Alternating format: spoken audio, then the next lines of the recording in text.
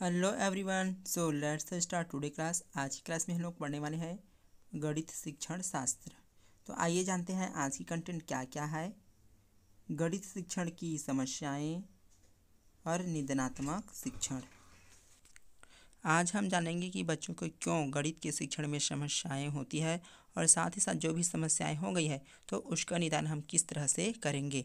अभी तक आप लोगों ने मेरे चैनल को सब्सक्राइब नहीं किया तो सब्सक्राइब कर लेना और बेल आइकन को दबाना ना भूलें और जितना से जितना ज़्यादा हो सके इस वीडियो को शेयर कीजिए ताकि ज़रूरतमंदों के पास ये वीडियो पहुंच सके।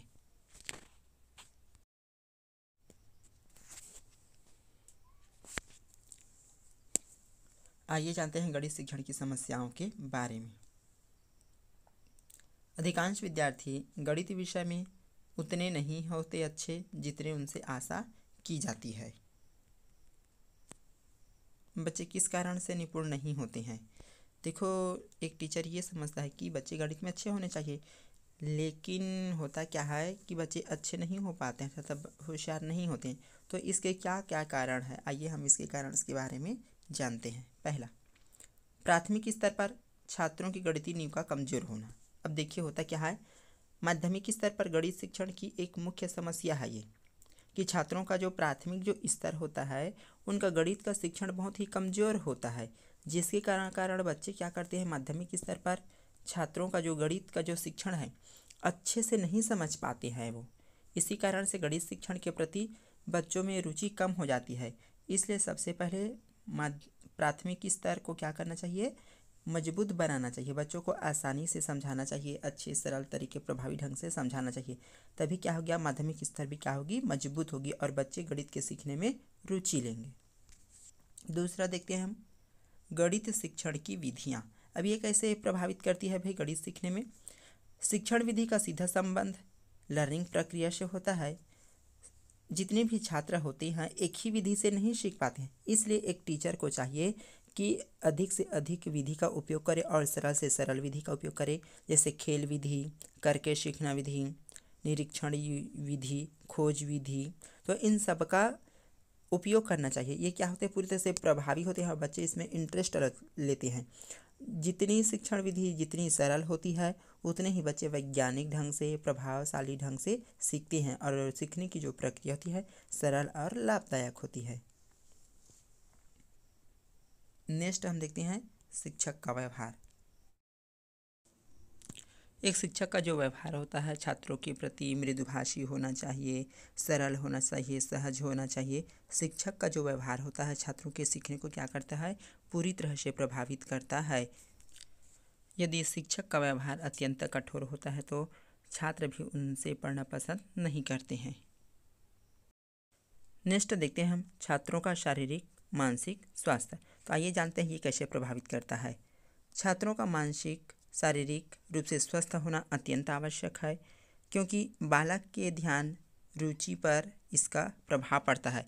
यदि बच्चे शारीरिक और मानसिक रूप से स्वस्थ नहीं होंगे तो अच्छे से सीख नहीं पाएंगे और गणित में पिछड़ जाएंगे। का समय,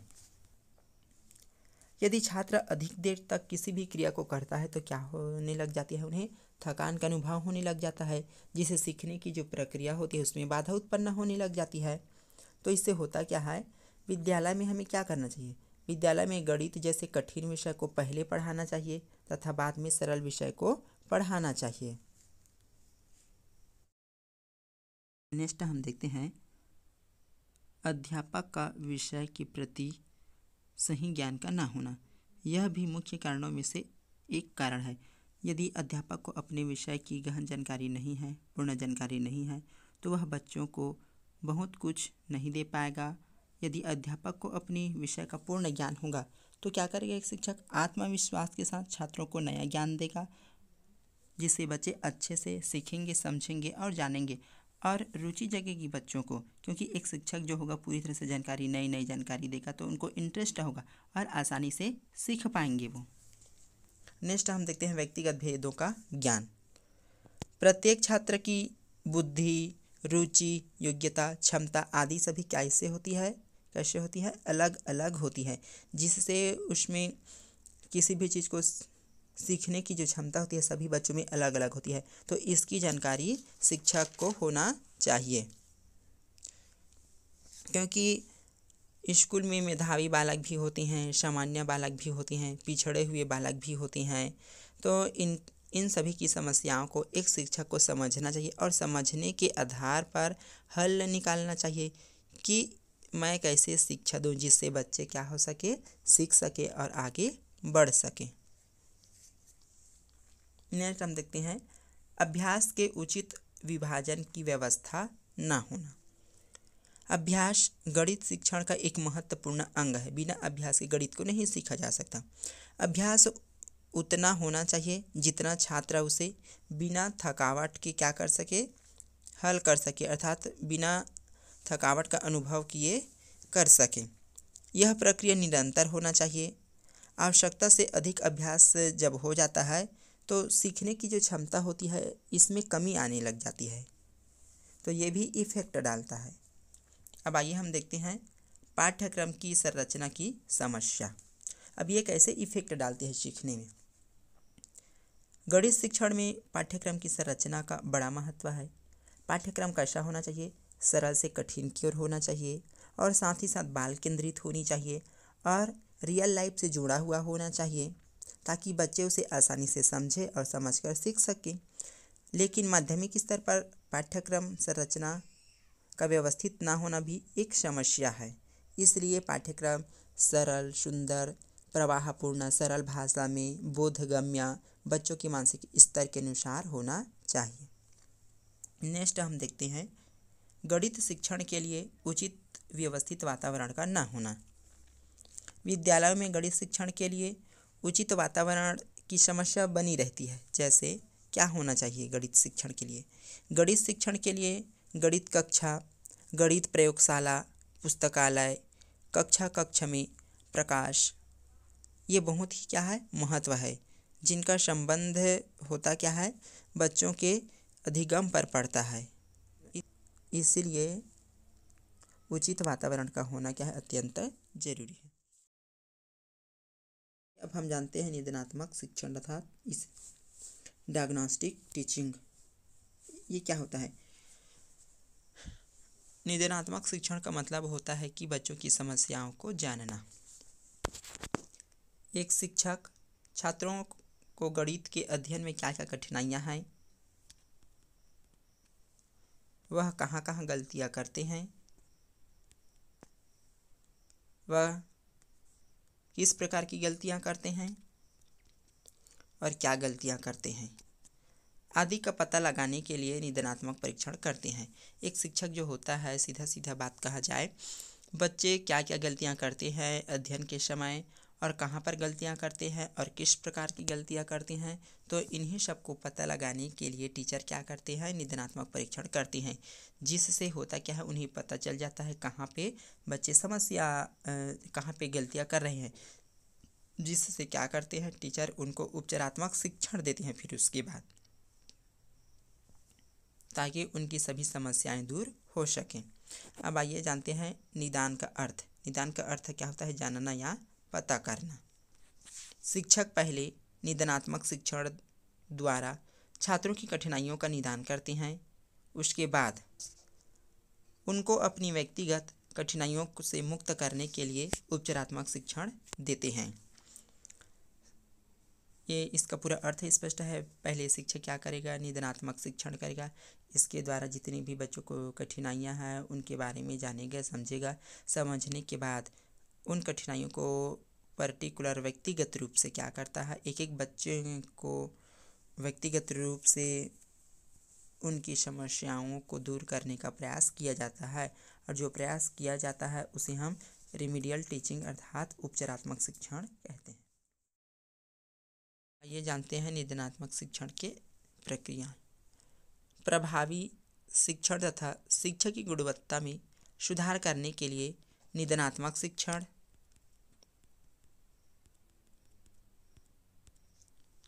और उपचारात्मक शिक्षण बहुत जरूरी है।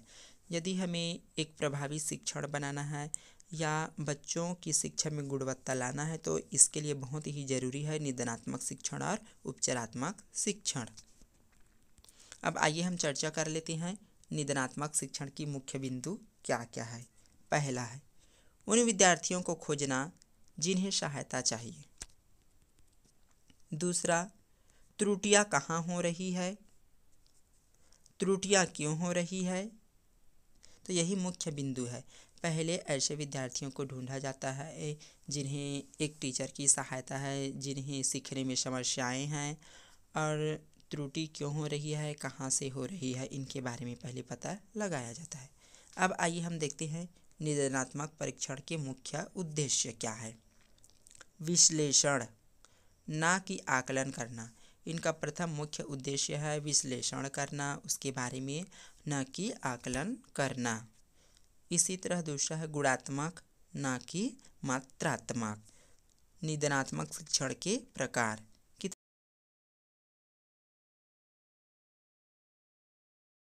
पहला, शैक्षिक निदानात्मक परीक्षण।